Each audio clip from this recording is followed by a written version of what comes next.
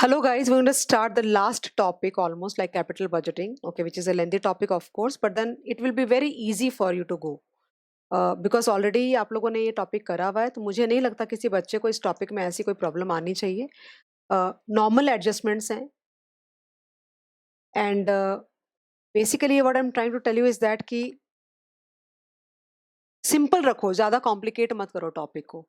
जो लेकिन एक चीज जो मैंने नोटिस करी है ना कैपिटल बजटिंग पढ़ाते समय बैचेस में पहले काइंड ऑफ वो ये ऑब्जर्व करा है मैंने कि बच्चों को बेसिक वाला पार्ट पे नॉलेज रिलेटिवली गैप आता है. एग्जाम्पल टैक्स के एडजस्टमेंट है, डेप्रिसिएशन के एडजस्टमेंट है, ये अलग अलग मेथड से जो होते हैं ना उस पे गैप है. टैक्स का बेनिफिट क्या होता है, टैक्स का शील्ड क्या होता है, टैक्स एक्सपेंस क्या होता है, ये सारी बातों बच्चों का गैप आता है. बाकी टॉपिक में कुछ ऐसा है नहीं जो तुमको नहीं समझेगा. There is no complication involve at all. So but लिखना पड़ेगा, नहीं लिखोगे तो सोल्यूशन पे कंट्रोल नहीं आएगा. सबसे पहली बात कि why is capital budgeting so important in terms of studies, मतलब पढ़ना इतना इम्पॉर्टेंट क्यों है ये टॉपिक. तो एक चीज का हमेशा ध्यान रखना कि कंपनीज को दो तरह के पैसों की जरूरत पड़ती है. मैं बहुत बेसिक से शुरू कर रही हूँ. एक वो पैसों की जरूरत पड़ती है जो उसको शॉर्ट टर्म पैसे बोलते हैं. For example you need money for working capital, क्योंकि तुम्हारा जो पैसा तुम जो माल बेचते हो सपोज करो, ओके, वो सारे पैसे एक साथ नहीं आते हैं. प्लस तुम कुछ स्टॉक मेंटेन करना चाहते हो तो वो कट टू कट नहीं हो सकता सब कुछ. And that is why we need to invest in the working capital उसको बोलते हैं. That means in order to keep the business running. I hope you understand.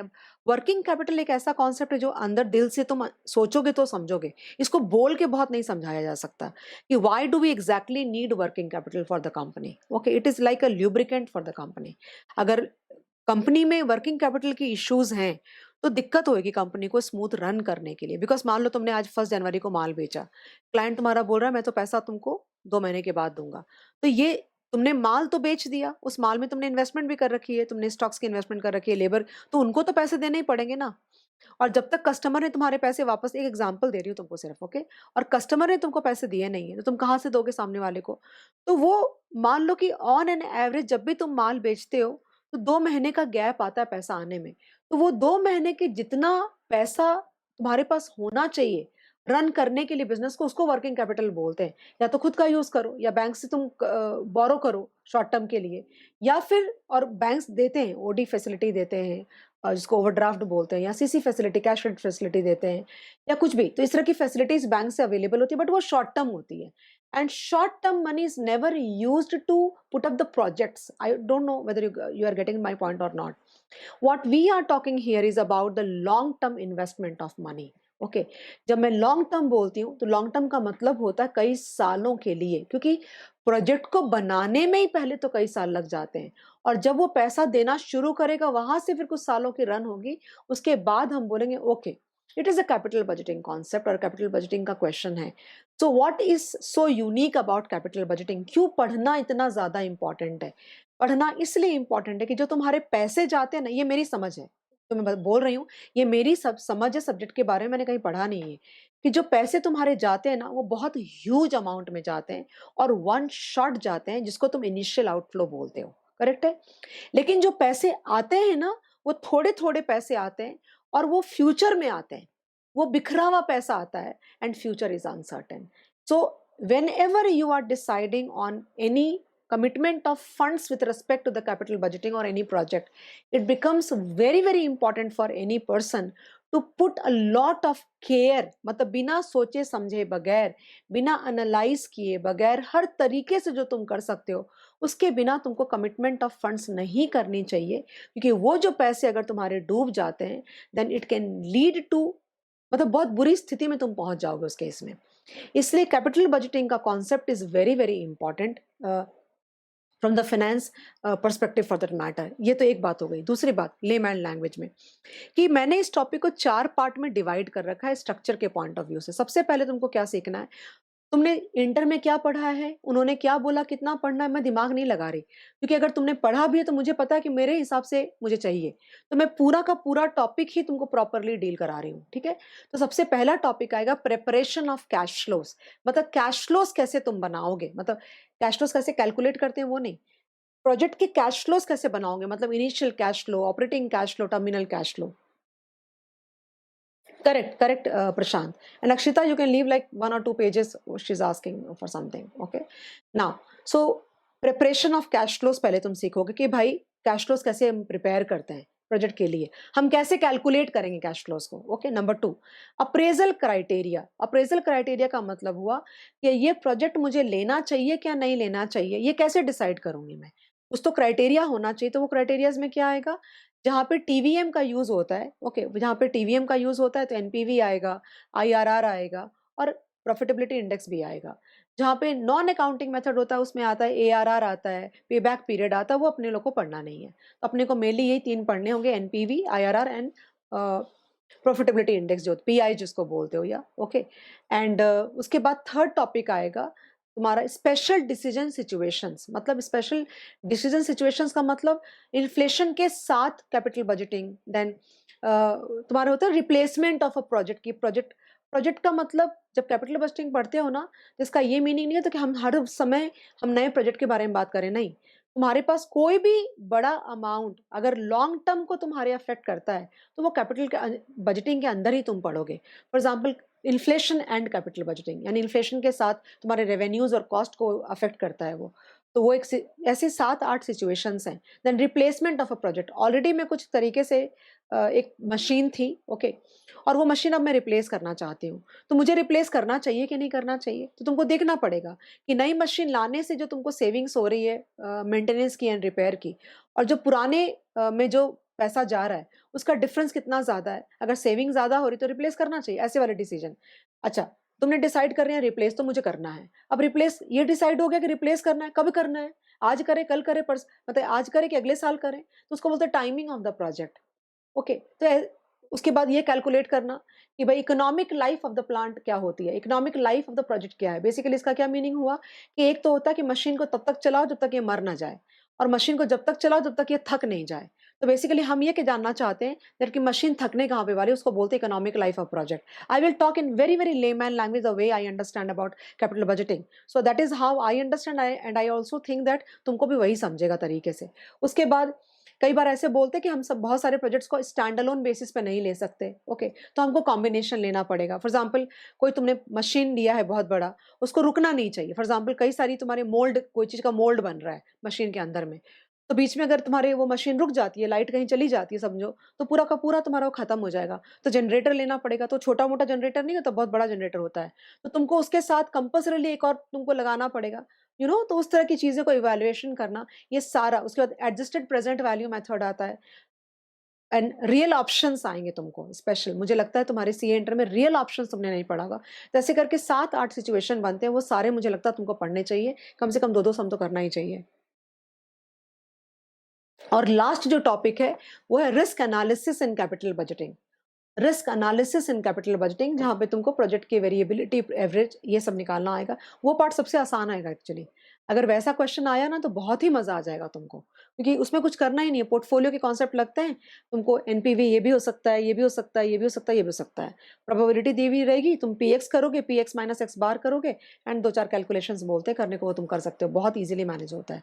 तो वो पार्ट अगर देखा जाए तो सबसे आसान होता है. रादर जो मैंने अभी 3 पार्ट जो शुरू के बोले, ये थोड़े ऑलरेडी मुश्किल नहीं होते, टाइम टेकिंग बहुत होता है कैपिटल बजटिंग, और कोई प्रॉब्लम नहीं है.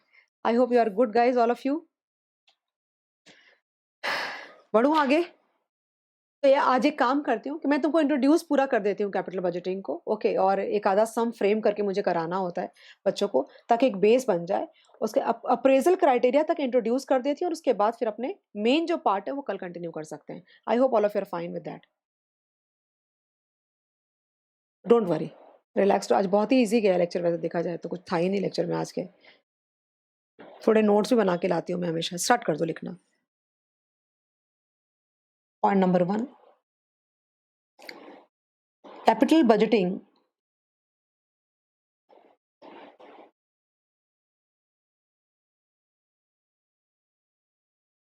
इज एन, एक्चुअली क्या होता है, रिकॉर्डेड वाले को ये चीज़ की फील कभी नहीं आएगी, बिकॉज उनको ऐसे कभी लेक्चर्स मिलेंगे ही नहीं. फॉर एग्जांपल अगर 3 घंटे का लेक्चर चला सपोज, तो 1.5 घंटे पोर्टफोलियो, 1.5 घंटा कैपिटल, उनको तो ऐसे नहीं मिलेगा. Basically what they will get is 1.5 hour का portfolio, and it gets over, break आ जाता है, और फिर 1.5 घंटे का कैपिटल बस्टिंग. तो दे वुड नॉट माइंड, उनके लिए कभी ओवरलैपिंग नहीं होता है. एक्चुअली क्या होता है, सेम डे को अगर 2 टॉपिक चलाओ ना, तो भले ही सुबह से आज थकान नहीं हुई, कुछ ऐसा पढ़ा नहीं है लोगों ने, लेकिन फिर भी ऐसा कि अरे यार कितना पढ़ रहे हैं, टायरिंग लग रहा है, because you know why this happens? This is because of psychology. Psychologically you people we do not as human beings we do not like change. हमको चेंज पसंद नहीं है। फॉर एग्ज़ाम्पल अगर तुम बैठे हुए किसी पर्टिकुलर पोज़ीशन में, रिया ज़्यादा अच्छा बता पाएगी बिकॉज़ ठंडी है उसके यहाँ बहुत। एक पर्टिकुलर पोज़ीशन में वो सेट हो चुकी है, ठीक है ना? अपना सब बैठी है। इतने में मम्मी ने किसी ने बेल बजा दी घर की। तो वो पोज़ीशन से हिलना और उठ कर के जाके गेट खोलना is a big, big abuse actually for someone. और या फिर तुम बैठे हो शांति से एक तरीके से बैठे हो और अचानक से सर बोले मेरे को कि अर्चना तुम थोड़ा मेरे को चाय बना के लाके दो। मुझे तो अरे यार मुझे क्यों हिला दिया अपनी पोजीशन से, मतलब we are so this what does it show? It is not about that particular part, it is about everything. For example तुम अगर एएफएम पढ़ रहे हो, ओके, तो जैसे कुछ बच्चे, हमारी बैच शुरू हुई थी 15 सितंबर को, ठीक है, और वो इतनी जल्दी खत्म होने को भी आ गई, राइट? तो क्या होता है कि अभी जो रिकॉर्डेड वाले बच्चे, लाइव वाले बच्चे ऐसा नहीं बोलते, जो रिकॉर्डेड वाले बच्चे हैं वो क्या बोलेंगे कि एएफएम पढ़ रहे हैं। उसको क्या लगता है कि मैम ना पूरे-पूरे दिन एएफएम पढ़ा करके और जल्दी-जल्दी उसको सारे लेक्चर्स दे दे। प्रैक्टिकली पॉसिबल नहीं है ना। प्रैक्टिकली लाइव वाला बच्चा ना तो पढ़ पाएगा और ना वो पढ़ा पाओगे। तो अब मान लो तुम एएफएम पढ़ रहे हो, तुम्हारा सेट हो गया अगर सपोज़ करो। अब सब्जेक्ट को चेंज करने में नानी याद आ जाएगी तुमको। भले हो सकता है कि दूसरा वाला सब्जेक्ट इससे ज़्यादा ईज़ी हो, लेकिन वो change is something human beings do not like. We do not like change at all. No, it is not about, he's saying, Prashant is saying, इसका मतलब point of view is we are lazy people. No, it is not like that. Psychologically we are wired like that. Okay, तो वो बात हो रही है। तुम जितने भी तुम जानवरों को भी देखो, हम जानवर नहीं हैं, ठीक है? हम मैं अच्छे से बोल रही हूँ, हम जानवर नहीं हैं, हाँ। जानवरों को देखो एक पोज़ीशन में बैठे हैं, बैठे हैं, बैठे हैं, बैठे हैं, बैठे हैं। एकदम जब तक कि जान नहीं निकलने लग जाएगी ना भूख से, तब तक उठ के अपने शिकार के लिए नहीं जाएँगे। मैं सच्ची बोल रही हूँ, मैंने बहुत पढ़ा है इसके ऊपर में। किस लाफिंग यार, लाफिंग उनको लगा मैं अरे मज़ाक नहीं कर रही, सच्ची बात बोल रही हूँ तुमको। Capital budgeting is an important everything. Stock खरीद के बैठी हूँ, तो वही स्टॉक खरीद के बैठी हूँ, I fall in love with the stock. प्यार क्या होता है ज़िंदगी में? जो किसी से प्यार हो जाता है, वो क्या होता है? प्यार जैसी कोई चीज़ नहीं होती दुनिया में। आदत पड़ जाती है, उसको इनर्शिया बोलते हैं। तो जो बोलते हैं ना मुझे उससे प्यार हो गया, प्यार-व्यार कुछ नहीं होता ज़िंदगी में। प्यार इंसान खुद से करता है और किसी से प्यार नहीं करता। तो वो इनर्शिया डेवलप हो जाता है उसके साथ रहने का, उसी को देखने का। अब उसको चेंज करो तुम, अपने पार्टनर को, लगता है यार इसके साथ फिर से सेटिंग करनी पड़ेगी, इसको समझना पड़ेगा, क्या पसंद नहीं, तो वी डोंट लाइक दैट। इसलिए लगता है इसके मतलब तुम समझो ना मैं क्या कहना चाह मैं बहुत सारी बातें बोलना चाहती हूँ बट मैं बोलूँगी नहीं। चलो, कैपिटल बस्टिंग, अरे इनको लगता है हमको प्यार हो गया, कुछ प्यार नहीं होता है। Capital budgeting is an important, इनके जिनको प्यार हुआ होगा ना उनको उनकी सब उतर जाएगी, okay? Is an important field of study. क्यों निखिल? सही बोल रही हूँ क्या? निखिल बोलेगा मैं कुछ नहीं बोलूँगा बाबा यहाँ पे। मेरी वाइफ़ को पता चल गया। निखिल निखिल कुछ नहीं बोल है भी कि गया? Okay, A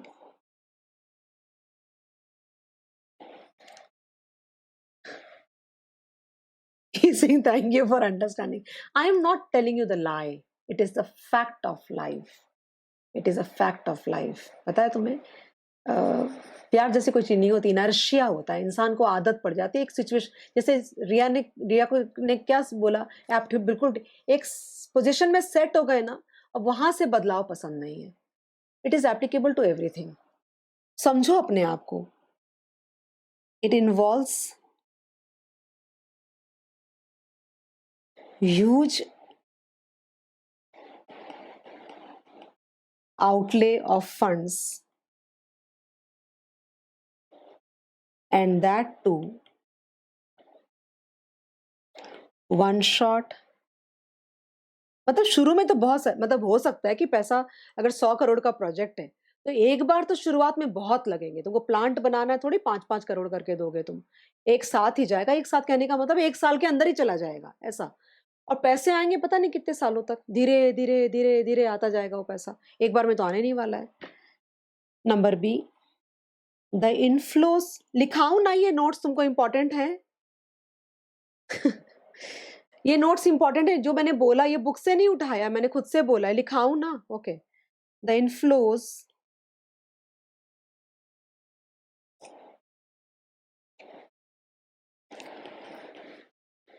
are spread out in future and future is uncertain. ठीक है. Number 2,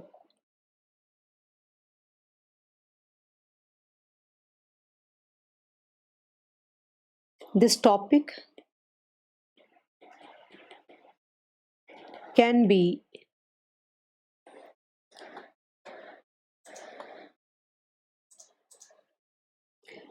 divided into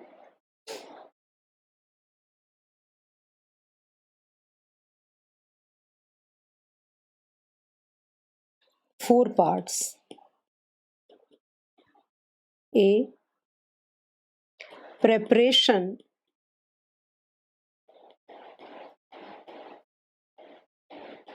of cash flows. B,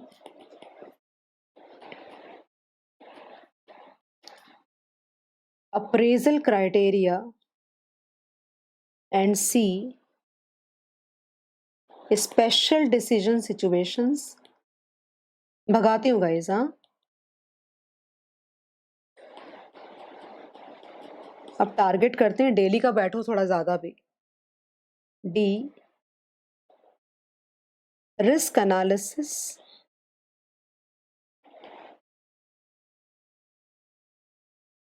and capital budgeting. एक और टॉपिक इसके अंदर ही मैंने लिया नहीं, वो 5 यूजुअली लिखती हूँ. Advance risk analysis and capital budgeting, जिसके अंदर decision tree analysis and all that आता है.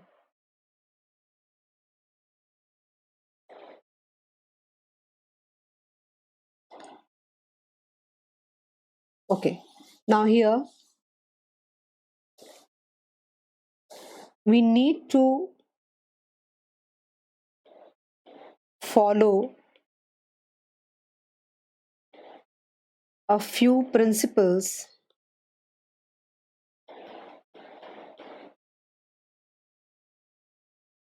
in capital budgeting.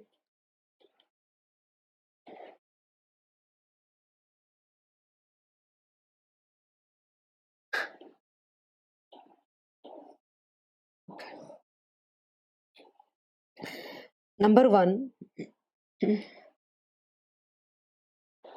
incremental cash flow principle. रिया, बात करूंगी तुमसे मैं, टेंशन मत लो.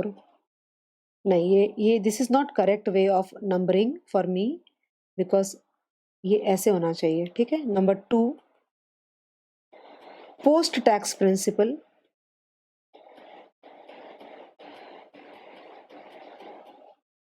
Okay, then number 3, cost of capital principle.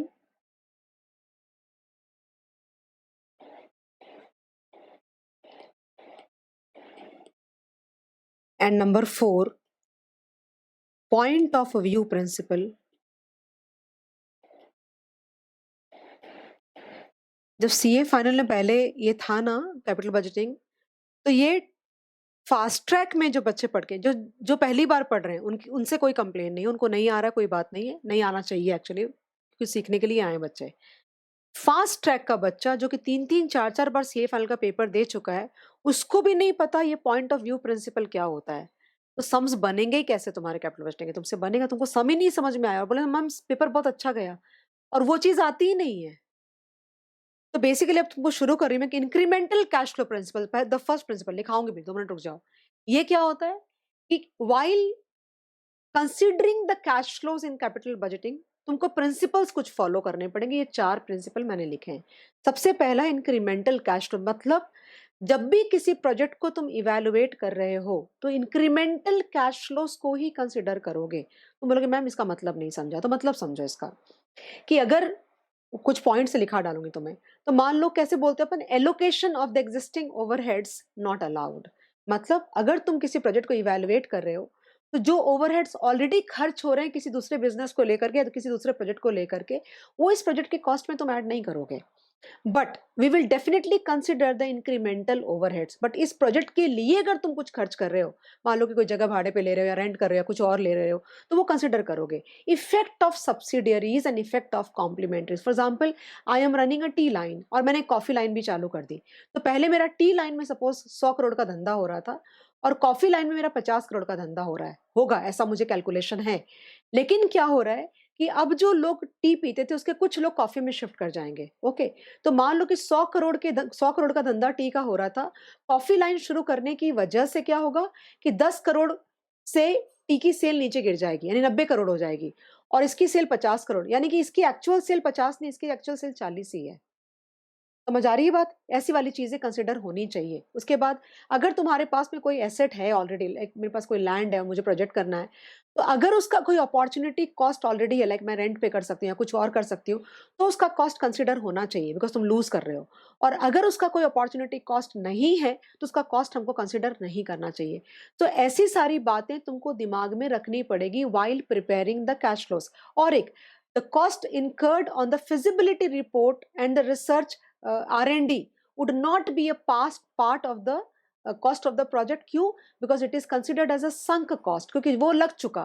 तुम प्रोजेक्ट लगाओ या नहीं लगाओ, वो कॉस्ट से कोई लेना देना नहीं। लेकिन मेरा यहाँ पे एक बहुत बड़ा मतभेद है, मतलब I have my own kind of controversy दिमाग में, that it is not true for all the industries. I tell you something, मैंने पहले भी बोला है कि फार्मा कंपनीज जो होती हैं, जो तुम्हारी मान लो कोई कोई बहुत ही लाइफ सेविंग ड्रग है तुम्हारा, फॉर एग्जाम्पल कैंसर का कोई इंजेक्शन है या कैंसर की कोई तुम्हारी मेडिसिन है, वो सपोज करो कि कोई इंजेक्शन की वैल्यू 1 लाख है, तो उसके अंदर वो केमिकल ही है, उसकी वैल्यू, उस केमिकल की वैल्यू एक्चुअली कुछ भी नहीं है। तो फिर 1 लाख की वैल्यू क्यों हुई? बिकॉज उन्होंने जो रिसर्च एंड डेवलपमेंट उस इंजेक्शन को लाने में, उस इंजेक्शन को डेवलप करने में जो करोड़ों करोड़ या लाखों लाखों का उन्होंने जो खर्च किया है, वो कहीं ना कहीं मीट करना पड़ेगा, बिकॉज कहाँ से मीट करोगे वरना। तो वो बात हो रही है, it will vary. Correct, it will vary. But हाँ, ब्रॉडली अगर तुमको सम के अंदर दिया हुआ है the cost of feasibility report या रिसर्च रिपोर्ट वगैरह, तो वो इग्नोर कर देना। ऐसी बात कहना चाह रही हूँ तुमको। तो वो इंक्रीमेंटल कैश फ्लो प्रिंसिपल हो गया। फिर post tax principle. Post tax principle का मतलब होता है टैक्स से रिलेटेड जितने भी तुम्हारे चीजें होती है, उसको चीजें बोली मैंने, कोई एक वर्ड नहीं बोला, जितनी भी चीजें होती है उसको कंसिडर करना पड़ेगा। फॉर एग्जाम्पल, ब्याज। ब्याज तुम्हारा कंसिडर होगा, क्योंकि उस पे ब्याज का जो एक्सपेंस होता है उस पे टैक्स का बेनिफिट लेना हमें अलाउड है। ओके, डेप्रिसिएशन पे हमें टैक्स का बेनिफिट लेना अलाउड है। ओके, तो तुम्हारे जितने भी कैलकुलेशंस होंगे वो टैक्स को कंसिडर, मैं एक कोई एग्जांपल नहीं बोल रही, जब करूंगी तो तुमको समझ आ जाएगा। तो जितने भी तुम्हारे कैलकुलेशंस होंगे और जहां भी टैक्स की पॉसिबिलिटी बनती है, तुम टैक्स उसमें इनकॉर्पोरेट करोगे। For example KD1 - T while calculating KC, तो उसको बोलते हैं पोस्ट टैक्स प्रिंसिपल। और एक बात, if your cash flows R post tax, your discounting factor is has to be post tax. If your cash flows are pre tax, then your discounting factor also needs to be pre tax actually। Cost of capital principle, उसके पहले point of view principle. Actually I don't know whether तुमको ये बात पता है कि नहीं पता है, दैट कैश फ्लोज हम 3 पॉइंट ऑफ व्यू से प्रिपेयर कर सकते हैं। सबसे पहले बोलते हैं equity point of view. Equity point of view का मतलब होता है कि वो जो प्रोजेक्ट होता है ना, वो मान लो कि 3 लोगों ने पैसे लगाए हैं, सपोज इक्विटी ने पैसा लगाया है और ओके, और लॉन्ग टर्म लोन ने लगाया है, और क्या बोलते हैं ओडी भी ले लो साथ में, ये तीनों लोगों ने मिलकर पैसे लगाए प्रोजेक्ट के अंदर में। जब मैं इक्विटी पॉइंट ऑफ व्यू से कैश फ्लोज बनाऊंगी ना, तो इनिशियल आउटफ्लो में जितना इक्विटी ने लगाया है सिर्फ उतना ही पैसा लूंगी मैं, उससे ज्यादा मैंने कितना लगाया और मेरे हाथ में कितना आया। ऑफ कोर्स तुमको समझ में आ रही है मैं क्या कहना चाह रही हूँ। ओके, अगर long term funds point of view से बनाते हो तो उसके अंदर में लॉन्ग टर्म वाले कौन कौन है, टर्म लोन वाला है और इक्विटी वाला है, तो वो इनिशियल आउटफ्लो में जाएगा। लेकिन एक बात का हमेशा ध्यान रखना कि जो बंदा इनसाइडर बन गया, मतलब अगर मैं long term funds point of view से बना रही हूँ, तो long term point of view से जिन लोगों ने भी फंड्स प्रोवाइड किया है वो लोग इनसाइडर बन जाएंगे। तो जब मैं अप, मेरे कहने का तो मैं अपने ही P&L में अपना ही खर्चा माइनस नहीं करूंगी। समझ आ रहा है? समझ आ रहा है? इसलिए EBIT में से I माइनस नहीं करते। EBIT समझेगा और डिटेल में समझेगा। तो पॉइंट ऑफ व्यू प्रिंसिपल उसको बोलते हैं। यूजुअली अगर कुछ भी नहीं बोला है तो long term funds point of view से कैश फ्लोज बनते हैं। और कॉस्ट ऑफ कैपिटल प्रिंसिपल का मतलब होता है कि जिस भी पॉइंट ऑफ व्यू से तुम कैश फ्लोज प्रिपेयर कर रहे हो, जिस भी पॉइंट ऑफ व्यू से तुम कैश फ्लोज प्रिपेयर कर रहे हो, तुम्हारा डिस्काउंटिंग फैक्टर भी मैचिंग होना चाहिए। फॉर एग्जाम्पल, अगर तुम इक्विटी पॉइंट ऑफ व्यू से बना रहे हो तो तुम्हारी डिस्काउंटिंग फैक्टर के ई होनी चाहिए। अगर तुम long term funds point of view से बना रहे हो तो तुम्हारा डिस्काउंटिंग फैक्टर के सी होना चाहिए, और के सी के अंदर में वो जो वेटेड एवरेज निकालोगे वो के ई और के डी वन माइनस टी से बनेगा। So I hope you can understand what exactly I'm trying to say. These are the four major principles that we follow. This is very very bare level पे जाकर के बात कर रही हूँ, क्योंकि अगर ये चीजें नहीं पता है तो तुमको कैपिटल बजटिंग पूरी तरह से कभी जिंदगी में नहीं समझेगा। हम लोगों को कैपिटल बजटिंग का पूरा मास्टर्स में एक 200 नंबर का पेपर होता था, तो जो भी टॉपिक तुम पढ़ रहे हो उस पर एक चैप्टर हुआ करता था। तो मैं 80% बातें क्लास में नहीं कर रही हूँ जो एक्चुअली कैपिटल बजटिंग होता है। मैंने 2018 में भी ये बात बोली थी जब उन्होंने कैपिटल बजटिंग हटाया था कि ये पछताएंगे, ये लोग वापस लेकर के आएंगे, क्योंकि this is the base of finance. How can you remove capital budgeting and leasing? तुम देखना आगे जाकर के इनको लीजिंग भी वापस लाना पड़ेगा। Leasing is a very very important concept, very very important concept. और अगर आप कैपिटल बजटिंग पढ़ा रहे हो तो आपको लीजिंग पढ़ाना ही पड़ेगा, क्योंकि अगर आप कोई मशीन मुझे बाय करनी, मशीन है कोई और मुझे चाहिए, सपोज कोई क्रेन है, मैं मुझे रोड बनाने का कोई वेंडर, क्या बोलते हैं उसको, क्या मिला है, टेंडर मिला है, ओके, वो मुझे मिला है, तो या तो मैं क्रेन खरीद लूं, और अगर मैं क्रेन खरीदना नहीं चाहती तो मुझे मुझे लीज करना पड़ेगा। तो ये टॉपिक्स तो बहुत इंपॉर्टेंट, इनको हटाना ही नहीं चाहिए था, और लीजिंग तो उन्होंने इंटर से भी हटा दिया, तो बहुत बड़ा सवाल है वो। तो फिलहाल अपन एक काम करते हैं, इसके ऊपर जो थियरी वाला पार्ट है वो लिखना चाहिए। एक एग्जाम्पल मैंने बना रखा है, वो एग्जाम्पल करो, दो पॉइंट ऑफ व्यू से करो ताकि समझ में आ जाए एग्जैक्टली मैं क्या कह रही थी। उतना कर लोगे तो आज का पार्ट मेरा कहीं ना कहीं कवर अप हो जाएगा। ओके, शुरू करती हूँ मैं।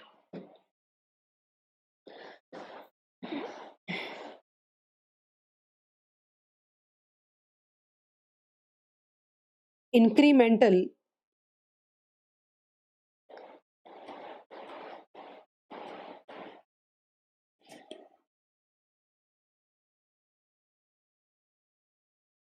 according to this,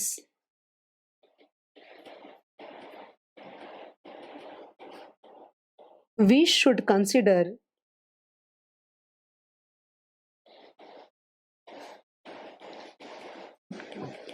only incremental cash flows for evaluating a project. बहुत मोटा लिख रहा है ये। Okay, so let me see what is the size of, एक मिनट रुक जाओ,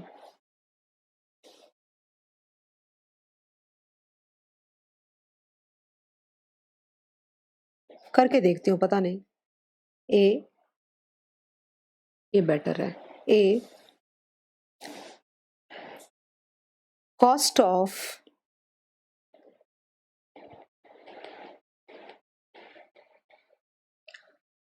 existing overheads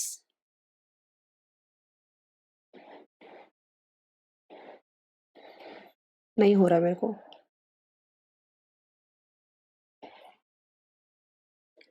must not be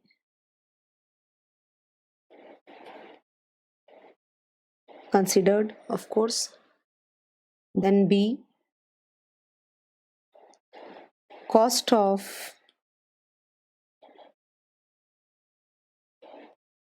incremental overheads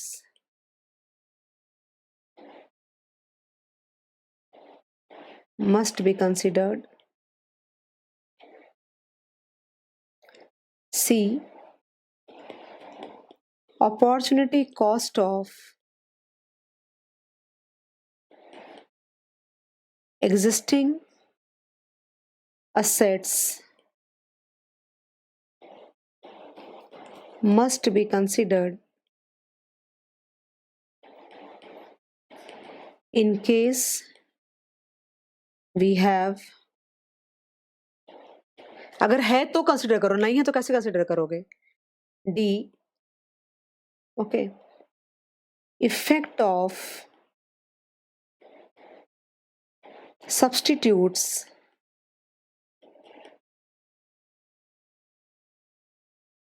and complements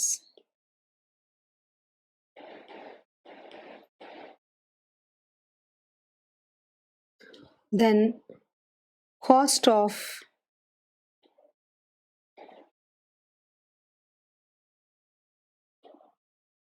feasibility report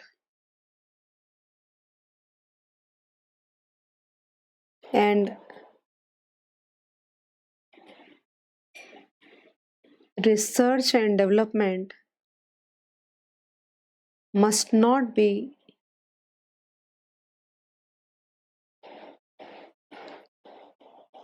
considered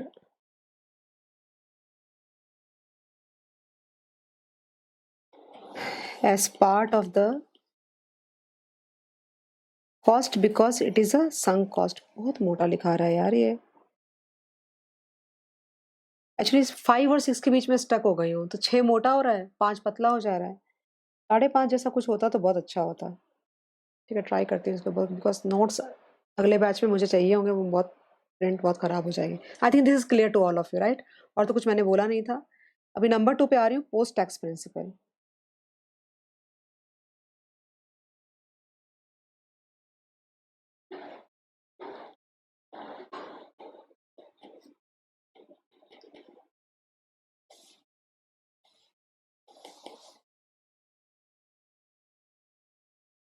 So all the cash flows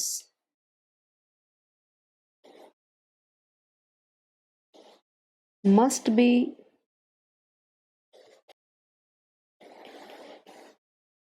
adjusted for tax. Also, if cash flows are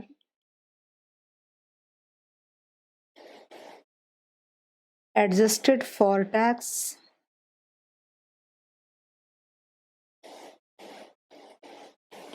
discounting factor must also be post tax for mathematical compatibility, right? Point of view principle लेती हूँ। Point of view principle. Cash flows can be prepared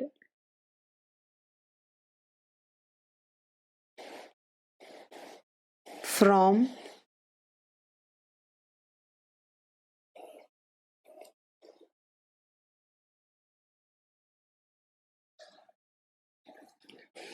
equity point of view, B,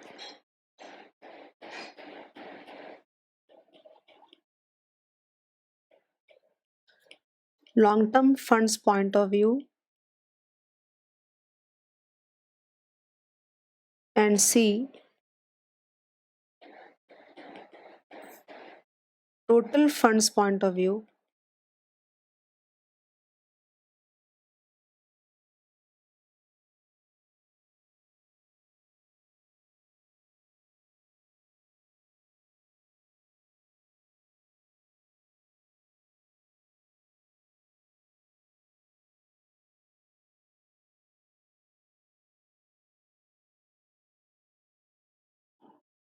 फिर आएगा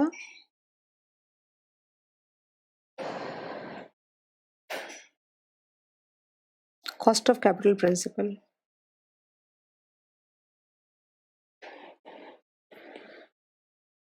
Cost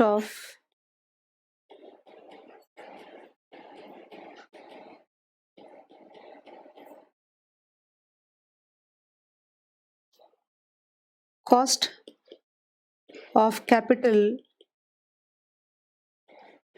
or WACC should be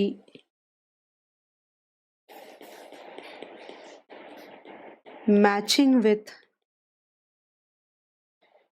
point of view. Naturally अगर तुमने long term funds point of view से cash flows बनाए, discounting factor में जिसके point of view से बनाया वो सारे लोग रिप्रेजेंट होने चाहिए कॉस्ट ऑफ कैपिटल में। पॉइंट ऑफ व्यू खत्म हो गया ये पार्ट थियरी का। इससे ज्यादा तुमको स्टार्ट मिल गया आज एक ना, बहुत अच्छी बात हो। एग्जाम्पल बना रही हूँ, मतलब ऑन द स्पॉट मैंने लिख के कहीं रखा है शायद। देखो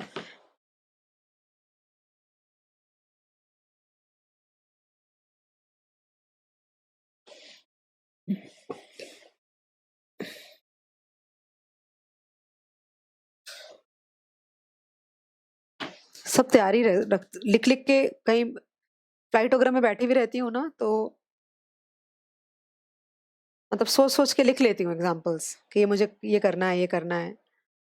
ऑन द स्पॉट पे अगर बनाओ ना, तो थोड़ा बैक कैलकुलेशन करके चेक करना होता है कि आपको जो पढ़ाना है वो सामने बच्चे को कैलकुलेशन के अंदर दिखनी चाहिए। मैं पढ़ाना एक्स चाह रही हूँ और दिखने आंसर वाई आ गया, तो वो वही एप्रोप्रिएटली फ्रेम्ड एग्जाम्पल बोलते हैं उसको। तो वो चीज़ तुम एड हॉक बेसिस पे करो तो सही भी जाता है, बट गड़बड़ हो गई तो बच्चे ज़्यादा कंफ्यूज हो जाते हैं।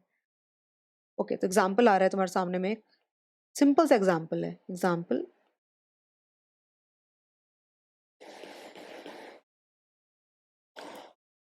इक्विटी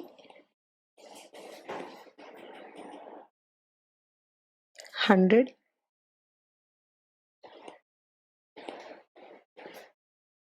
10% debentures,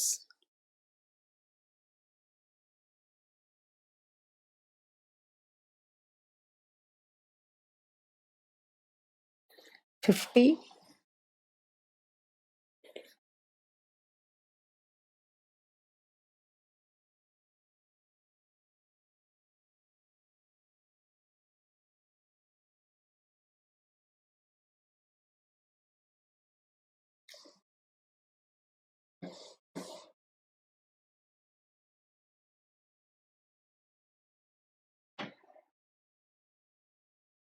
हाँ 15% ओडी,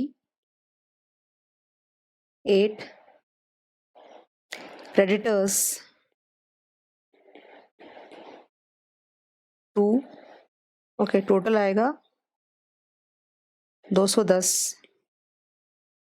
और करंट एसेट ले लो, एक मिनट रुको,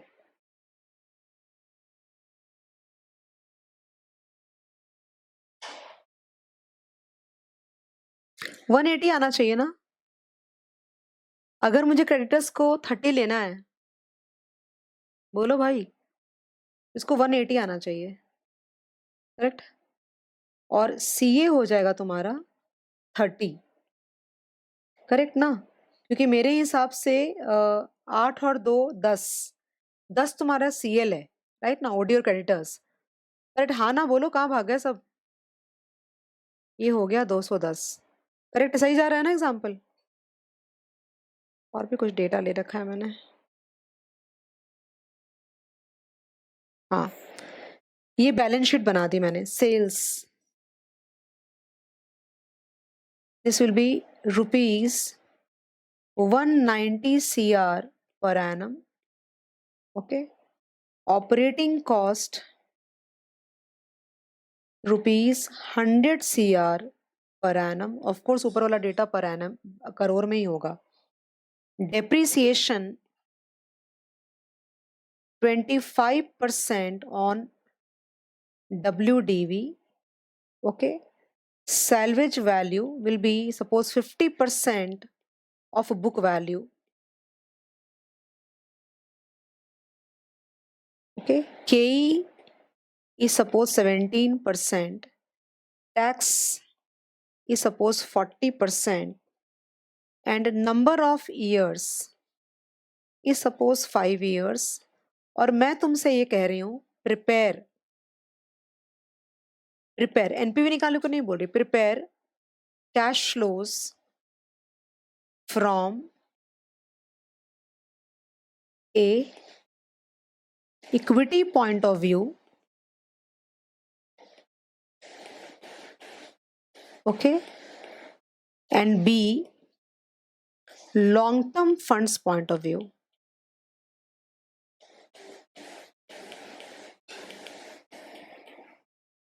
शुरू करूं? देखो क्वेश्चन एक साथ देखो पूरा, एक ये सम कराऊंगी ना तुम्हारा, क्या होगा, वार्म अप हो जाएगी कैपिटल बजटिंग की, कैश फ्लोज कैसे बनाना है, क्या माइनस करना है, क्या प्लस करना है, वो एक हाथ बैठना चाहिए। एक बार हाथ बैठ गया, हर टॉपिक को पढ़ाने का तरीका बहुत यूनिक होना चाहिए टीचर का भी, कि हर टॉपिक को एक तरीके से डील कर सकते हैं क्या, नहीं, इस टॉपिक में मुझे पता है तुमको आता है, लेकिन मुझे तुम्हारे अंदर से निकालना पड़ेगा। तो उसके लिए बेस्ट होगा कि एक सम को लेकर मैं रिवाइज कर रहा हूँ, और मैं तुमको सारी चीजें इसके अंदर पॉइंट ऑफ व्यू वाला पार्ट भी पढ़ा करके आगे निकल जाऊं, बाकी चीजें मैनेज हो जाएगी आगे जा करके। लिख लिया एग्जाम्पल, चालू करें अपन सॉल्व करना। अब मुझे किसी भी इसकी जरूरत नहीं, सिर्फ एक कैलसी की जरूरत पड़ेगी, दैट्स इट। चलो स्टार्ट। तो सबसे पहले बना रही हूं मैं equity point of view. So preparation of cash flows from equity point of view. एक बात का हमेशा ध्यान रखना, कैपिटल बजटिंग के अंदर वो जो तुम कैश फ्लोज बनाते हो वो 3 ही कैश फ्लो होंगे। इनिशियल फ्लो, धंधा डाला, पैसे डाले, एसेट्स डाले, वर्किंग कैपिटल डाले, खरीद, ठीक है ना। वो पैसे गए, जीरो में ही मोस्टली रहेगा तुम्हारे। बहुत होगा तो बोलेंगे चलो 2 साल में इन्वेस्टमेंट हो रही है, तो डिपेंडिंग कैसे बोला है। अगर बोला आधा आधा तो ठीक है, 0 और 1 में आ जाएगा। पैसे आने शुरू फिर 2 साल से, दूसरे साल से होंगे ऐसे। तो that should not be concern, that's common sense. दूसरा ऑपरेटिंग कैश फ्लो, धंधे में पैसा डाल दिया, अब सेल होनी शुरू होगी, तो सेल होगी, सेल के पीछे खर्चा लगेगा, उसके पीछे डेप्रिसिएशन लगाओगे एंड फलाना ढिमका करते करते वो निकालोगे कि बिजनेस से कितना पैसा तुम जनरेट कर रहे हो। प्रोजेक्ट की लाइफ खत्म हो चुकी है, 5 साल हो गया है, अब प्रोजेक्ट को बंद करने का टाइम आ गया। जब प्रोजेक्ट को बंद करोगे ना, तो क्या करोगे कि वो जो फिक्स्ड एसेट्स जीरो में डाले थे उसको भंगार में बेचोगे, उसको बोलते हैं इंग्लिश में सैल्वेज वैल्यू। और वो जो वर्किंग कैपिटल का पैसा डाला था तुमने, ओके, वो पैसे तुम मार्केट से रिकवर करोगे, क्योंकि वो पैसे खर्च कभी हुए ही नहीं थे। वो तो स्मूथ करने के लिए अपने बिजनेस को तुमने डाल के वो एज इट इज पूरा का पूरा वापस आ जाएगा। उसको बोलेंगे टर्मिनल फ्लो। इन 3 के अलावा कोई चौथा कैश फ्लो नहीं बनता, लेकिन हाँ, किसमें क्या आएगा किसमें क्या नहीं आएगा ये बात की तुमको नॉलेज होनी चाहिए। और वो कोई तुमको पढ़ा नहीं सकता, वो तुम्हारा कॉमन सेंस काम करेगा। कुछ हद तक I will definitely tell you the rules, that what are the rules that you need to follow, but everything can not be explain to you, because ad hoc basis पे तुम्हें चीजें कंसिडर, और वो उतना मुश्किल नहीं है, डोंट वरी अबाउट दैट। जितना मैं पढ़ाऊंगी उतना अच्छा खासा हो जाएगा तुम्हारा, मैनेज हो जाएगा पेपर, बस इतनी सी बात है।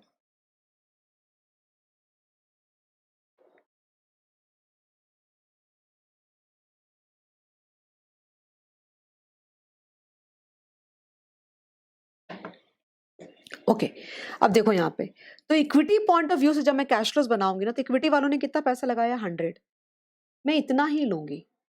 जब मैं इक्विटी पॉइंट ऑफ व्यू से कैश फ्लो, ध्यान देना, इक्विटी पॉइंट ऑफ व्यू से कैश फ्लोज बना रही हूँ, ये वाला, ये वाला, ये वाला, इसका कुछ ब्याज है नहीं, ये सारे लोग मेरे लिए, और ये वाला भी एक्चुअली ये सारे लोग आउटसाइडर है मेरे लिए। इन सबको देने के बाद, देना मतलब ऑपरेटिंग में से ब्याज, और टर्मिनल में तुमको क्या करना पड़ेगा, टर्मिनल में तुम भंगार में अपने एसेट्स को बेचोगे, सैल्वेज वैल्यू लोगे, वर्किंग कैपिटल लोगे, और इन सबको इसके पैसे वापस करोगे। वो करने के बाद जो बच गया वो तुम्हारे घर चला जाएगा। Agree all of you? That is the logic of point of view actually. देखो यहाँ पे स्टार्ट कर जाओ। सो पर्टिकुलर्स,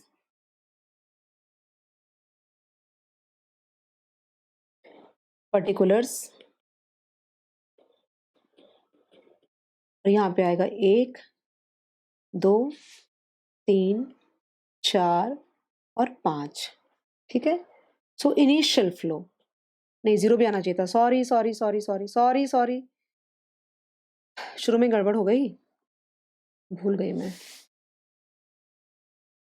यहाँ पे जीरो भी आएगा। इनिशियल फ्लो, तो इक्विटी पॉइंट ऑफ व्यू से बन रहा है, तो लोगों ने कितना डाला है, 100 करोड़, ब्रैकेट्स में दे दो, खत्म। Now what you are going to start with is the computation of operating flow. सबसे पहले क्या लेंगे, सेल्स। और सेल्स कितनी बोली इन्होंने, 190 करोड़ एवरी ईयर बोला है, तो 190, ओके, 190, देन 190, 190 एंड देन 190, ठीक है। उसके बाद less operating cost. Operating cost जब मैं बोलती हूँ ना, तो सब कुछ आ गया, वेरिएबल ऑपरेटिंग कॉस्ट भी आ गया और फिक्स्ड ऑपरेटिंग कॉस्ट भी आ गया, क्योंकि मुझे कॉस्टिंग में इंटरेस्ट नहीं है। I am not interested in the costing part, I am interested in the evaluation part, okay. तो ये 100 करोड़ आएगा हर जगह पे, 100 करोड़, ओके, 100 करोड़, 100 करोड़। और किसको क्या कहते हैं यहाँ पर, 100 करोड़, ठीक है। इसको बोलते हैं ईबीडीआईटी। ईबीडीआईटी इसको बोलते हैं operating income. EBDIT is operating income. तो हर जगह पे 90, ये अलग अलग भी हो सकता है, कोई जरूरी थोड़ी सारा सेम होगा, वो तो डिपेंड करता है समय तुमको क्या देगा। मैंने सिंपल रखने के लिए ऐसा किया है। अब माइनस डेप्रिसिएशन करना पड़ेगा तुमको, तो माइनस जब डेप्रिसिएशन करोगे ना, तो डेप्रिसिएशन के लिए तुमको एक वर्किंग नोट तुम बना सकते हो, चाहो तो बिल्कुल बना सकते हो। ओके, लेकिन मैं तुम्हारे लिए चीजें सिंपल भी कर सकती हूँ। फॉर एग्जाम्पल मैंने क्या बोला, 25% ऑन WDV, तो 25% ऑन 180 कैसे चलाओ, 180 इंटू 0.25। रुको मैं करके दिखाती हूँ, कुछ तुमको शॉर्टकट करके दिखाती हूँ, मुझे लगता है आता भी होगा तुम सबको। यहाँ पे जाओ और वर्किंग नोट। ओके, तो यहाँ पे आएगा कंप्यूटेशन ऑफ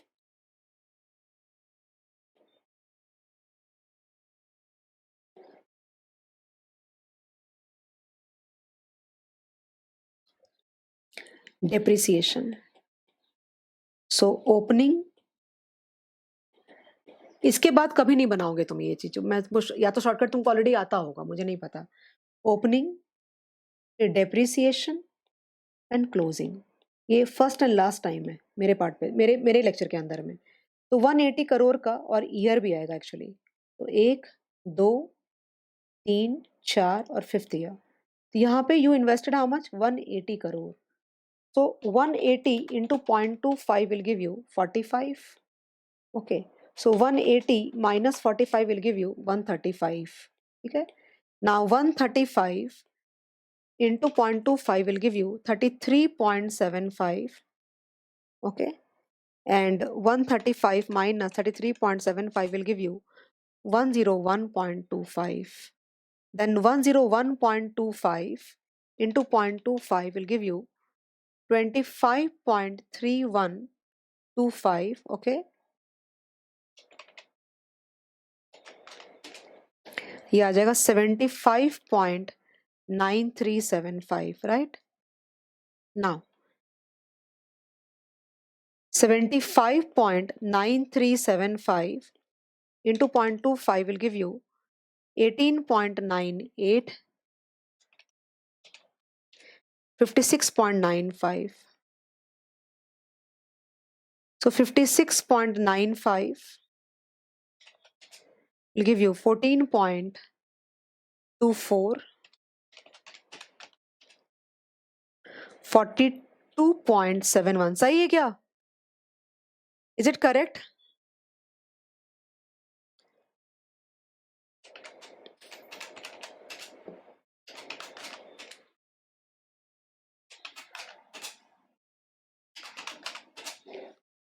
करेक्ट ना? लेकिन मैं तुमको बताऊं कैसे चलाओ अपना, इतना क्यों करूंगी मैं, WDV में करने की जरूरत क्या मुझे, कैसे चलाओ, 180, ठीक है, 180 इंटू 0.25 कितना आया, कितना दिख रहा है कैलसी में, 180 इंटू 45. ओके, अब ये इतना कैलकुलेशन में क्यों करूंगी, अब क्या करो, 45 दिख रहा है ना, अब करो इंटू इंटू 0.75, कितना आया, इंटू 0.75 इंटू 0.75 इंटू 0.75, करते जाओ, काम खत्म हो गया। या फिर 45 माइनस 25% माइनस 25% माइनस 25%, कैसे भी कर लो, एक ही बात है, डन है। तो basically we can do directly here. So ये आ जाएगा 180 into 0.25 will give you 45, minus 25%, 33.75 minus 25%, 25.31 ही लेती हूँ, उतना नहीं, जगह नहीं मेरे पास में, 18.98, okay, 14.24.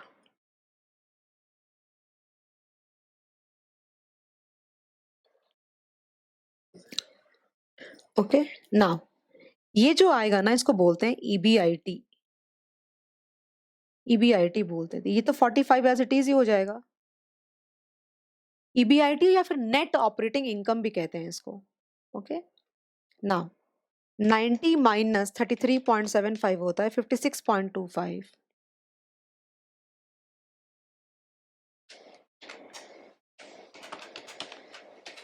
64.69, 90 minus 18.98 will give you 71.02, and 90 minus 14.24, 75.76. Okay, अभी क्या करना होगा, अभी ईबीआईटी यानी कि सारे लोग जिनको ब्याज देना है, सबका पैसा बाकी है, हाँ या ना बोलो। तो यहाँ पे तुम क्या करोगे कि सबका ब्याज कंसिडर करोगे, सबका। ओके, तो माइनस इंटरेस्ट ऑन, कुछ भी नहीं बोला मत, कुछ भी अगर मैंने नहीं बोला है रीपेमेंट के बारे में तो मान लो कि वन शॉट है। और क्या, माइनस इंटरेस्ट ऑन क्या क्या है, डिबेंचर्स का 5 हो जाएगा। ओके, कॉम्प्लिकेट करूँ क्या इसको कि चलेगा? इसको रीपेमेंट को कॉम्प्लिकेट करूँ कि ठीक है चलेगा, कोई दिक्कत नहीं है?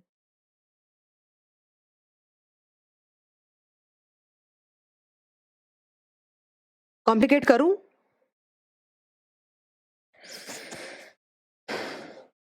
ओके,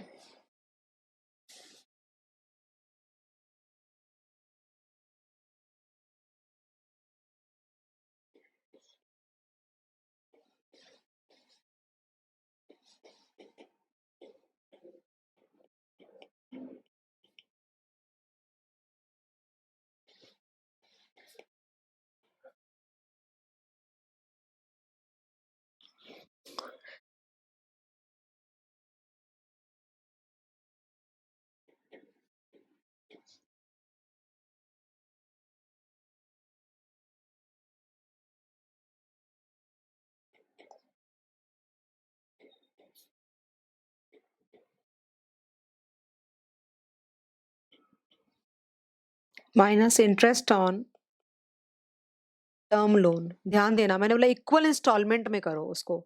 बेसिकली मेरे कहने का तो 12% ऑन 50 पहले साल में पूरा जाएगा। 50 into 0.12 will give me 6। Okay, और 50 को एक काम करो, तुमको ये दिमाग में चलना चाहिए कि फर्स्ट ईयर में ही हम लोगों ने 10 वापस किया होगा, हाँ या ना? फर्स्ट ईयर में ही हमने 10 वापस भी कर दिया होगा।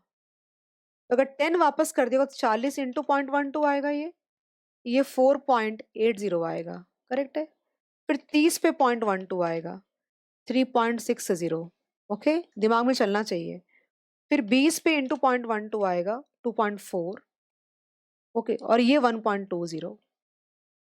ठीक है, नाउ इंटरेस्ट ऑन ओडी सब बाहर वाले हैं इनके लिए, क्योंकि मैंने इक्विटी पॉइंट ऑफ व्यू बोला। इसका ब्याज कितना है?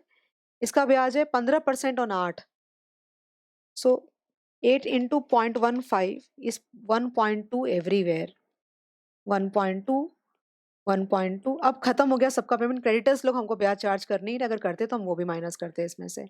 अभी अपने को क्या करना है पता है? सीधा आएगा EBT, earnings before taxes. Okay, निकालो।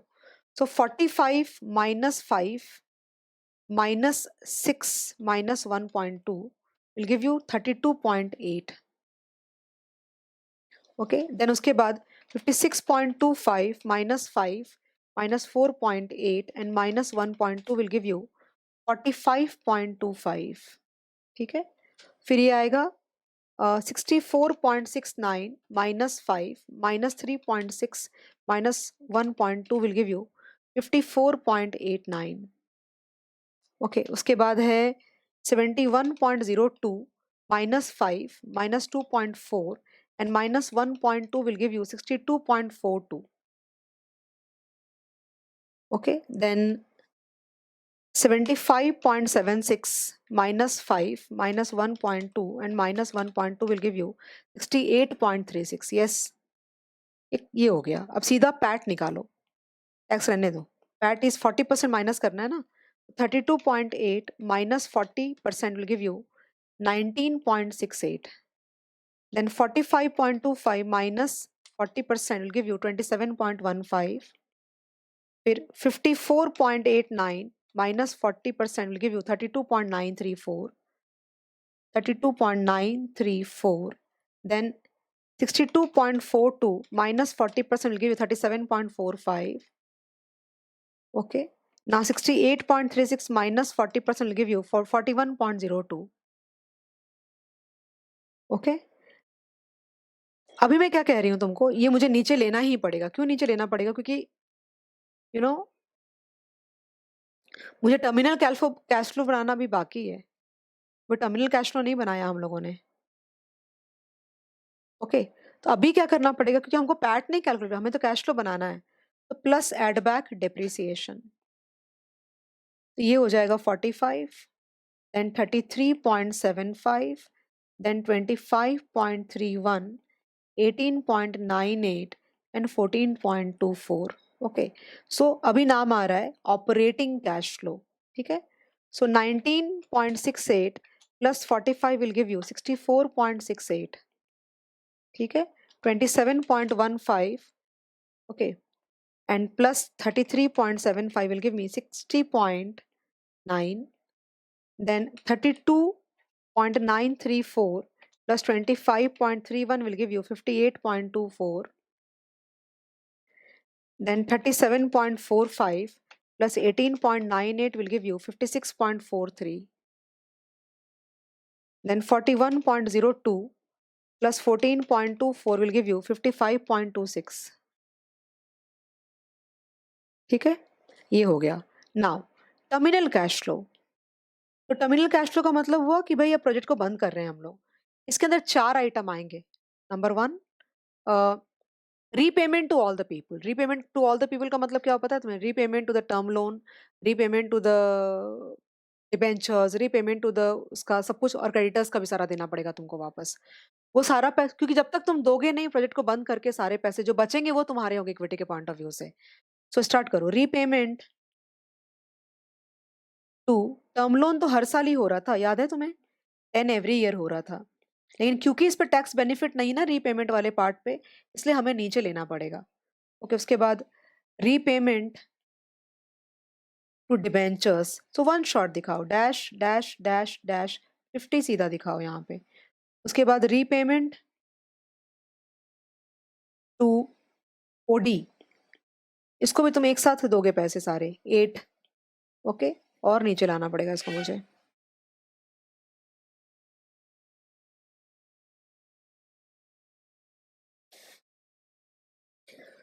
Now repayment to creditors 2। Okay, सबको पे कर दिया तुमने।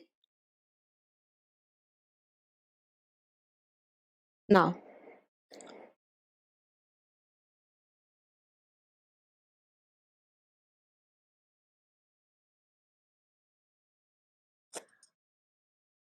कौन सा एसेट? हाँ, एसेट रियलाइज होगा ना, recovery of current assets and recovery of fixed assets. Correct, वो कैलकुलेट करना पड़ेगा, इसलिए चुपचाप बैठी हूं मैं कि अभी करना, वो चीज करनी बाकी है। Computation of post tax salvage value. So book value कितनी है? बुक वैल्यू दिख रही है अपने को, बुक वैल्यू है 42.71, book value is 42.71, correct, and salvage value will be 42.71 into, मतलब 50% पे बिकेगा। बुक में तुम्हारी वैल्यू 42.71 चल रही हो, 50% पे ही तुम्हारा बिक पाएगा। सो 42.71 into 50% will give you 21.355, right? Correct. So loss, capital loss लग गया, right? Capital loss is also 21.355, correct? Tax shield on capital loss, जब ये लॉस किसका, इसकी मीनिंग क्या होती है? जब ये अमाउंट को तुम अपने P&L में डालोगे ना, तो तुमको टैक्स की बेनिफिट आएगी कितनी? इंटू 0.4 की, तो ये हो जाएगा 21.355 इंटू 40%, और वो वैल्यू होगी 8.542 की। तो बेसिकली इतने पे तो तुम बेच पाए, और ये पैसे तुमको, I mean not directly you are getting, okay, तुम्हारे तुम्हारे इतना पैसा तुम्हारा टैक्स डिपार्टमेंट को जाने से बच गया, क्योंकि तुमने ये लॉस पोस्ट किया, if I am not wrong at all. Therefore post tax, मतलब कितना कैश फ्लो जनरेट हुआ because of this, post tax salvage value will be 21.355 plus 8.542. Is it correct, guys, all of you?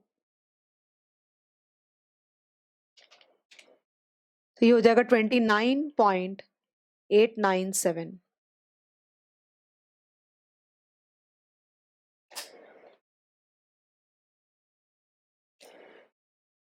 नहीं plus होगा, सोच के बता Nikhil, tax shield generate हुई हो मेरे को।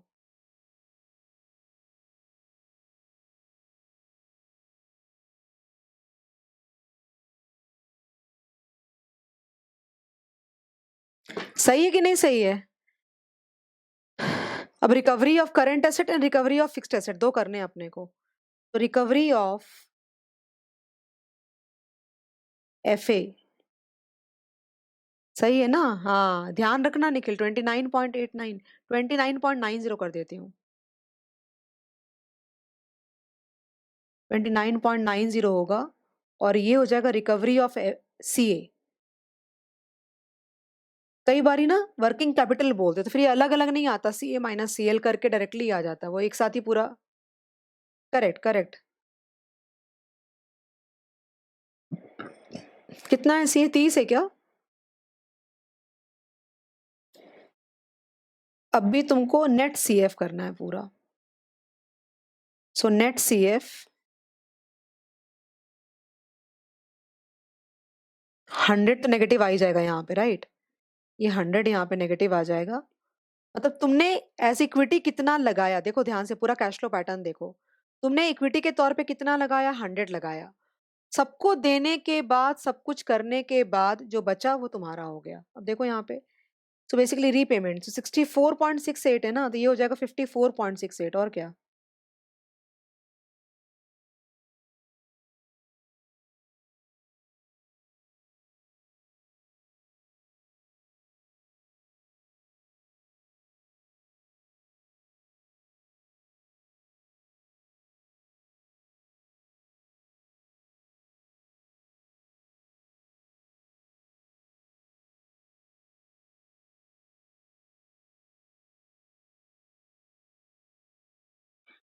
फोर्टी 45.16 आ रहा है।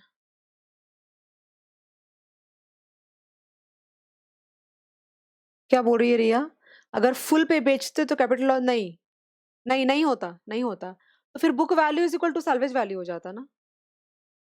बुक वैल्यू ही तुम्हारी सैलरी, कैपिटल टैक्स का एडजस्टमेंट नहीं आता फिर कुछ भी। आएंगे सम्स आएंगे रिया बहुत सारे ये। अच्छा you tell me, just give me a feedback no, because like kind of मेरे को कैपिटल इन्वेस्टिंग पढ़ा के बहुत टाइम हो गया था। I mean it's way back in 2018, मतलब सीए फाइनल को बेसिकली। तो मुझे ये बताओ खाली कि ये सम्स कराने चाहिए कि नहीं कराने चाहिए, जो बेसिक्स के, जो ये बेसिक का सम जो फ्रेम करके करा रही हूँ। मुझे ऐसा लग रहा है बच्चे को पढ़ के बहुत साल हो गए हैं। तो कुछ बात, आई मीन कैसे, कहाँ से शुरू करें सब्जेक्ट को पढ़ना अपन, I mean from where should we start studying? तो I mean is it a good way और should it be something else और समथिंग? मतलब मैंने पहले क्या किया, कैपिटल बजटिंग क्यों पढ़ना इंपॉर्टेंट है, क्या प्रिंसिपल्स फॉलो होते हैं, क्या अप्रेजल क्राइटेरियाज होंगे। हाँ करना चाहिए ना। करेक्ट। तो अभी अब फ्लो में, अभी अपने को अगले लेक्चर से क्या होगा, फ्लो हमारा बहुत स्मूथ जाएगा। कैश फ्लोज डालना, शेड्यूल बनाना, ये सब की आदत अभी पड़ गई हमें। करेक्ट। तो चलो ठीक है, हम गोइंग करें। तो ये तुम्हारी इक्विटी वालों का हो गया। अब मुझे एक बात बताओ कि अगर मैं long term funds point of view से करूंगी तो क्या होगा पता है तुम्हें? ऊपर में 100 नहीं आएगा, ऊपर में 100 नहीं आएगा, ऊपर में क्या आएगा पता है? 100 इक्विटी का आएगा, डिबेंचर का 50 आएगा, और टर्म लोन का भी 50 आएगा, 200 आएगा। ये ध्यान देना, ठीक है? और डेप्रीसिएशन ईबीआईटी तक बिल्कुल सेम कॉपी कर सकते हो तुम, ईबीआईटी तक पूरा कॉपी कर सकते हो, कोई प्रॉब्लम नहीं है। ईबीआईटी के बाद अभी क्या हो गया कि इक्विटी, डिबेंचर और टर्म लोन वाले एक पार्टी में हो गए, और अपनी ही पीएनडल में अपना ही इनकम माइनस नहीं करते, ओके, बाहर वालों का करते हैं। तो long term funds point of view में कौन इनसाइडर है? इक्विटी इनसाइडर है, टर्म लोन इनसाइडर है, डिबेंचर इनसाइडर है। तो ना तो उनका इंटरेस्ट माइनस होगा और ना ही उनको रीपेमेंट होगी। बाहर वाला कौन है? ओडी और क्रेडिटर्स वाला। तो ओडी का ब्याज माइनस होगा, ओके, और ईबीआईटी फिर टैक्स हटा दो करके, हटा दोगे। और यहाँ पे रीपेमेंट भी सिर्फ ओडी और क्रेडिटर्स को होगी, टर्म लोन को, डिबेंचर्स को नहीं होगी, नेट करना है। आई होप तुमको समझ में, बेसिकली तुमको ये समझ में आ गया कि पॉइंट ऑफ व्यू का मीनिंग क्या होता है। अब ये वाले कैश फ्लो से अगर डिस्काउंटिंग करनी होगी तो किससे करोगे? केई से करोगे, बिकॉज सबको पैसे हम दे चुके। सिर्फ मैंने 100 लगाया और मैंने ये 5 साल में कमाने वाली हूँ, तो बताओ मेरे को प्रोजेक्ट में एंटर करना चाहिए कि नहीं करना चाहिए? अगर long term funds point of view से करोगे तो 100 की जगह 200 आएगा। तो इनकम में भी तीनों लोगों की इनकम दिखेगी ना टैक्स पेमेंट के बाद, कहने का मतलब वो हो रहा है, तीनों लोगों की इनकम दिखेगी उसके अंदर में। तो डिस्काउंटिंग फैक्टर में भी तीनों रिप्रेजेंट होने चाहिए। वही point of view and cost of capital principle. I hope you are understanding that part. Okay, तो चलो डन हो गया अभी। और अभी हम लोग को कर लेना चाहिए टोटल फंड्स। दिखा दूं क्या एक बार? देख तो लिया तुमने, कितनी बार दिखाऊं? देखो, ये तो इतने सारे भतेरे ये लगा दिए ना इन्होंने एप्पल में, स्मॉल स्मॉल स्मॉल ऊपर एंड। तो students get very like, not students, in fact I get irritated very much. तो क्लिक कर लो अगर तुमको लगता है तुम्हारा कुछ कैलकुलेशन छूट गया है तो, फटक से। अगर वही एनपीवी निकालने को बोलते तो तुम के ही तो दिया हुआ है तुमको, तुम एनपीवी निकाल देते, काम खत्म। अभी आ रहा है नेक्स्ट लॉन्ग टर्म फंड्स, मैं अगली इस पे लेती हूँ।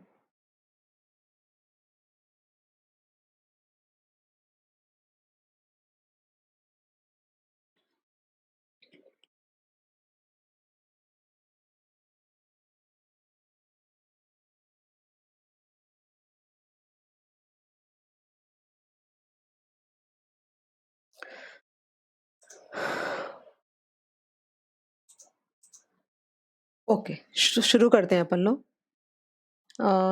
Particulars 0, 1, 2, 3, 4 and 5। बहुत जल्दी हो जाएगा ये। So initial you will take 200. You can just copy all your data from ऊपर से। sales 190,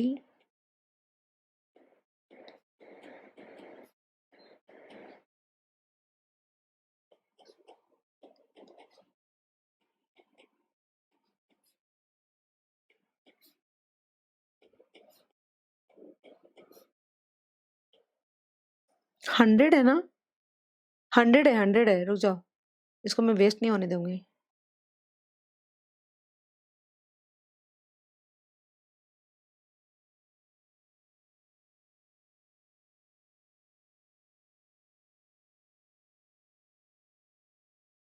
मतलब मैं इतना एफर्ट करने को रेडी हूँ, पर मैं ये करने को रेडी नहीं हूँ, मेहनत करने को, राइट?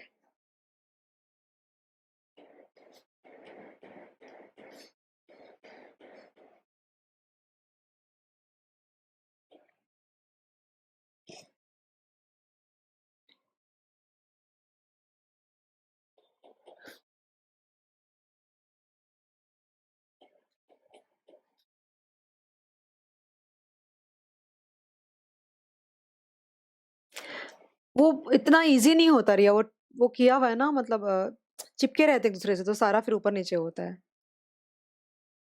सो 180 इंटू 0.25, 45,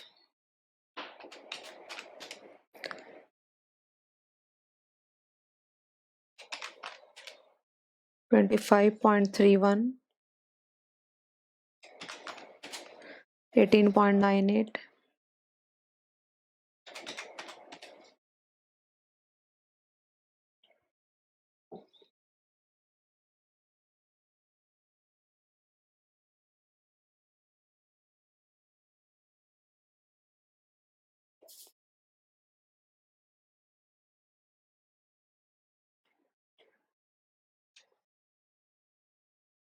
ट्राई करती हूँ, तुमने बोला तो मैं ट्राई करती हूँ।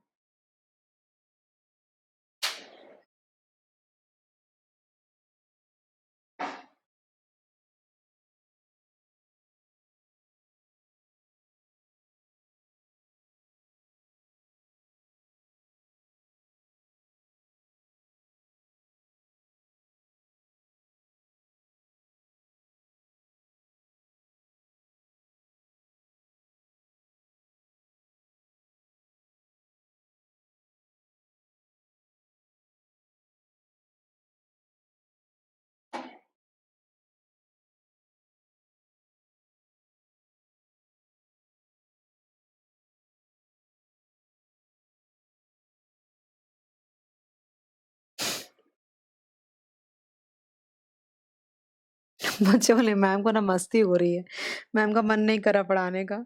Interest on OD.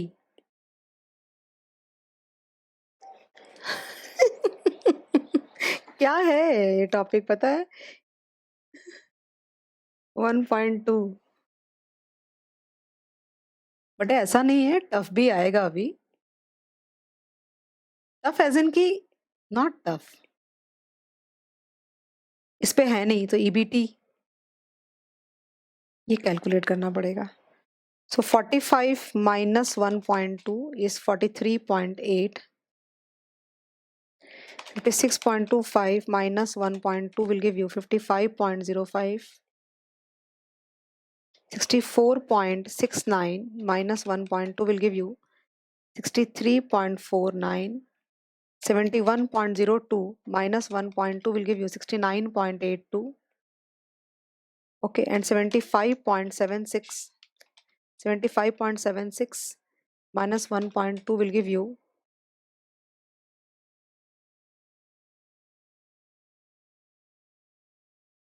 74.56. और ये जो कर रहे हैं ना अपन, ये EBIT 1 माइनस टी है बेसिकली, उस इंटरेस्ट है इसके अंदर भी। I don't know how to write, वो मुझे आज तक नहीं समझा कैसे लिखना चाहिए।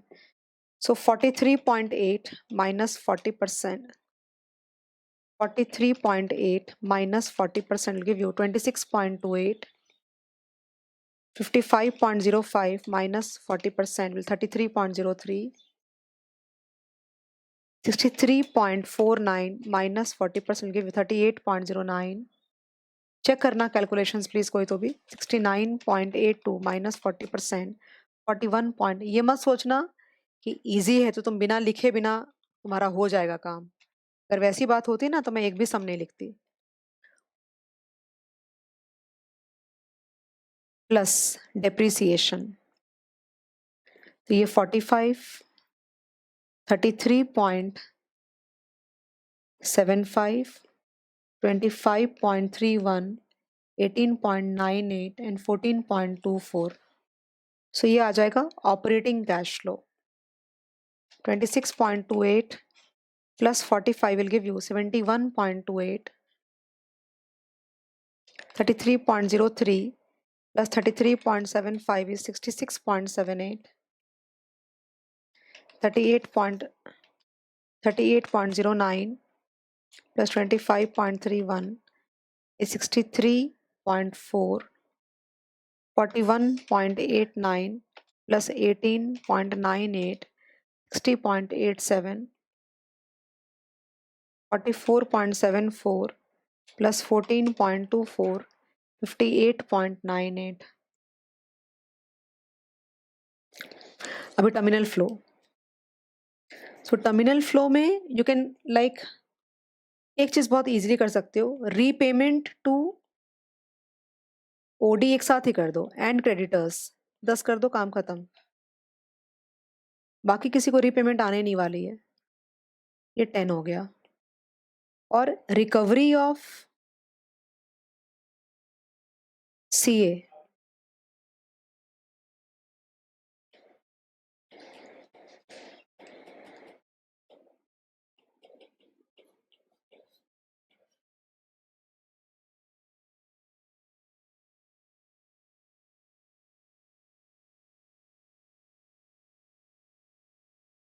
सो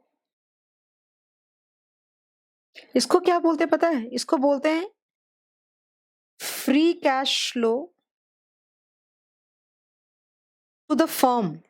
ऊपर free cash flow to the firm नहीं बोल सकते, free cash flow to equity था वो, टू फर्म। फर्म का मतलब हुआ डेट एंड इक्विटी बोथ।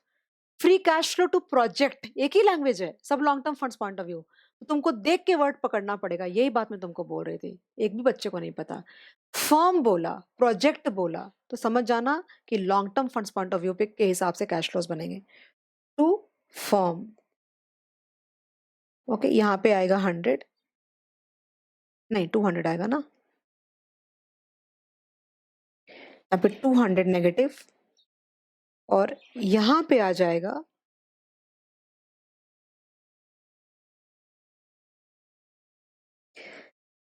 71.28, 66.78, 63.4, 60.87 और 108.88।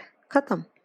अब इसकी डिस्काउंटिंग कैसे करोगे? Kc is equal to 100 divide by 200 into 17 उसका इक्विटी का, plus 50/200 into 10 into 1 minus 40%, plus 50/200 I think 12% है, इंटू 12 1 माइनस 40%। दैट मीन्स ये जो कैश फ्लोज हैं तुम्हारे, ये वाले, ये जो कैश फ्लोज हैं, इसमें 3 लोग हैं, तो रिप्रेजेंटेशन डिस्काउंटिंग फैक्टर में भी तीनों लोगों की होनी चाहिए। वो जो तुम्हारा थर्ड और फोर्थ प्रिंसिपल था, मैं इसकी बात कर रही थी, that first of all we need to follow a principle कि किसके पॉइंट ऑफ व्यू से तुम कैश फ्लोज बना रहे हो। उसके बाद एक बार तुमने डिसाइड कर लिया कि भाई मैं long term funds point of view से हम लोग बना रहे हैं, तो तुम्हारी जो कॉस्ट ऑफ कैपिटल होगी या डिस्काउंटिंग फैक्टर होगी, मतलब वो दोनों मैथमेटिकली कंपैटिबल होने चाहिए। अदरवाइज अगर गैप होगा तो दैट मीन्स वो जो तुम निकाल रहे हो वो गलत जाएगा तुम्हारा। I think they have understood well. तो कैलकुलेट करके डिस्काउंटिंग कर लेना। ऊपर एक केई से 17% से डिस्काउंटिंग होगी, यहाँ पे KC will be equal to KE only, there will be no change at all. यहाँ पे KC will be equal to KE equal to 17%। That means ये सारे कैश फ्लोज की डिस्काउंटिंग सिर्फ 17% से होगी। ये कितना आ रहा आंसर इसका प्रशांत? 11.8%। 11 पॉइंट करके खत्म कर दो ना। एनपीवी निकालना तो आता है ना, किसको नहीं आता? यहाँ पे निकालना करके तो सम क्लोज्ड लगेगा देखने में। कहाँ पे निकालोगे इसको? थोड़ा और नीचे लूँ क्या? रुक जाओ, अगर जगह है तो निकाल के खत्म कर दो, सम खत्म हो गया तुम्हारा। It will look like a complete, मतलब पैकेज हो गया कंप्लीट ये।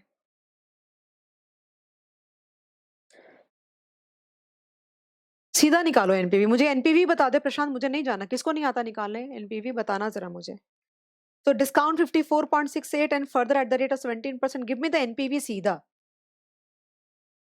इसका भी दे एनपीवी का निकाल करके मेरे को, और उधर भी देना। टाइम दिया है तुमको।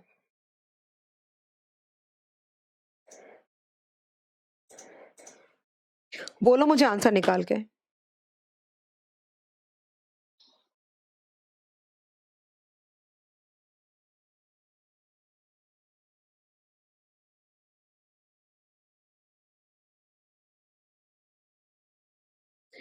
इतना नहीं, नेगेटिव नहीं आएगा रिया, गलत जा रहा है बेटा कोई तो कहीं तो भी।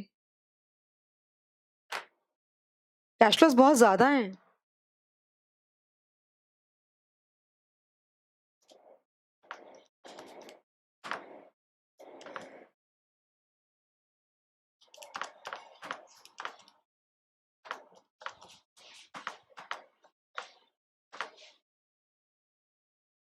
फिफ्टी 59.41 बोल रहा है निखिल, प्लीज क्रॉस चेक कर लो, बट मुझे लगता है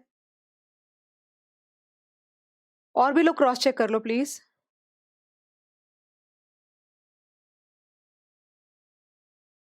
मैं कभी कर लेती हूँ, बाकी लोग कंटिन्यू करो, उसका भी मुझे निकाल के दो प्लीज।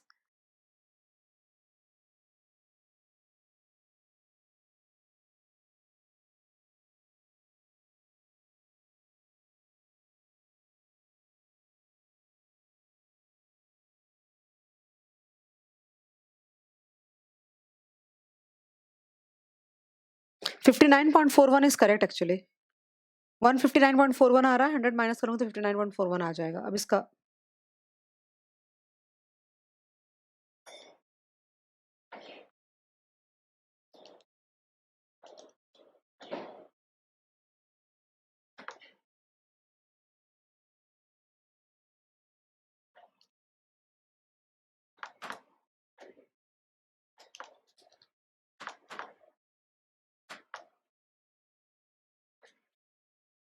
63 आ रहा है।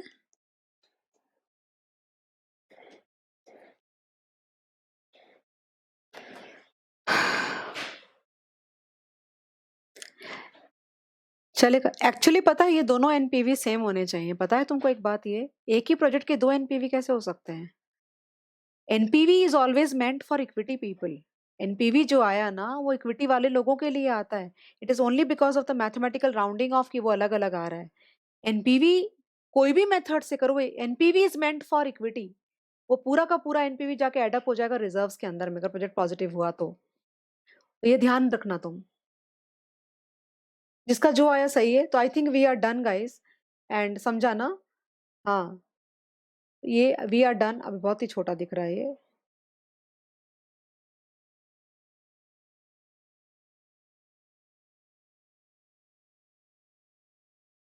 तो ये ऐसे देखो, आई थिंक अच्छा दिखा रही हूँ मैं तुमको यहाँ पे। ये देखो, ये एक स्क्रीन हो गई और ये एक स्क्रीन हो गई। तो आज के लिए वाइंड अप करें हम लोग।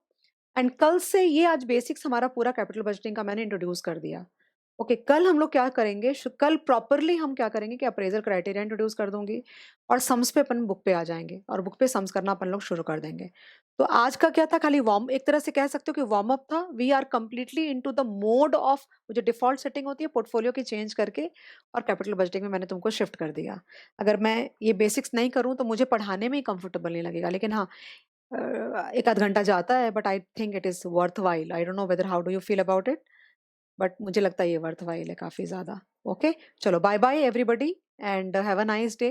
Tomorrow again at 6:30 we are meeting and जितना फास्ट हो सकेगा मूव करेंगे। मुझे लगा नहीं पढ़ाते समय कि तुमको कोई तकलीफ हो रही है, ठीक है?